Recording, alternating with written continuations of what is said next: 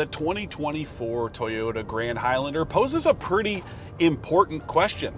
Should this have been the Highlander all along, or at least for the last handful of years? Now, I'm not so sure, but what I can tell you is that this has all the space that the regular Highlander lacks. That is a big deal, especially when you take a look at the third row. I just reviewed the regular Highlander not too long ago. You guys can go ahead and watch that video on the channel once you're done here. But what you need to know about this, it is just way bigger inside, but not too big. This isn't a Sequoia, although it's pretty close. So it drives a lot more like the Highlander, but it's got all the space you could ever ask for. It makes it a lot more competitive with the Volkswagen Atlas, which really is kind of the standard for this segment in terms of interior room. And if you take a look, third row legroom, almost identical to the Atlas. The same thing goes with cargo room with all 3 rows of seats upright. There's 583 liters, I think, behind the third row. That is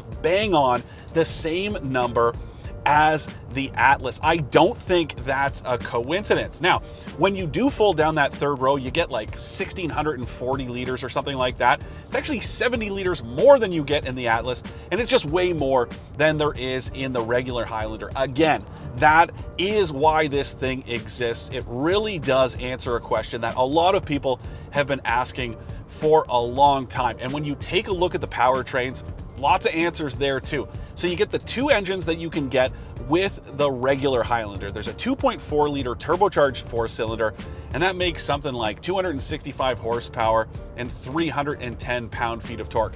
It's pretty good. You can also get that 2.5 liter hybrid that Toyota uses in just about everything these days. It's got 243 net horsepower. It really does the job. It's really efficient. I drove that thing this morning and I was averaging 6.7 liters per 100 kilometers, which is exactly what you want to see. And then this one I'm driving, this is the equivalent of the Platinum trim that we are going to get in Canada. And it's got the Hybrid Max powertrain, I think it's called. It's the same 2.4 liter turbocharged engine that you get with the gas-only version, but it does add an electric motor in the transmission housing, as well as one in the back that drives the rear wheels.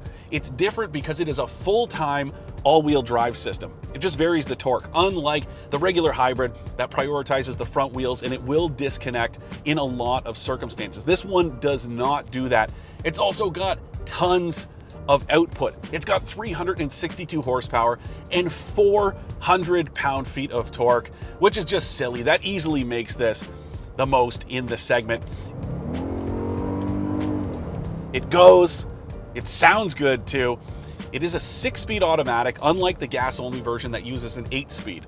And a Toyota rep said, didn't need those higher gears for fuel economy. That's the reason we're getting into these 8, 9, 10-speed transmissions. Well, because this is a hybrid, didn't need to do that. 6 is fine. Now, officially, it looks like it's going to be rated right around 8.7 liters per 100 kilometers combined, which is pretty good. I don't know how good that is going to be in the real world. This one, it's hovering right around 10 liters per 100 kilometers. I'm on these hilly roads. Who knows, that might drop a little bit, but either way, this has all the power you need to move the people inside, as well as the stuff hooked up to the back. This thing is rated to pull the same 5,000 pounds as the gas-only Grand Highlander, as well as the regular Highlander. And it's the one you are going to want to opt for, again, because it has all those guts. Now, I also think Toyota priced this thing very competitively in Canada. It starts at around $50,500 before freight and taxes. And then there are 4 more versions from there. So you have the same XLE, but with the hybrid powertrain, and that starts right around $54,000. And then there's the limited trim, and that's about 57 grand before freight and taxes for the gas version, and 61,000 for the hybrid, which again is still very competitive, especially when you look at it next to the regular Highlander and the Atlas. This one with the Hybrid Max powertrain, it's about $65,000 before tax. And it's actually pretty reasonable when you look at what you get from equipment as well as that great powertrain. But here's the problem. $65,000 for this vehicle seems fine until you start looking at some of the details, especially the materials in here.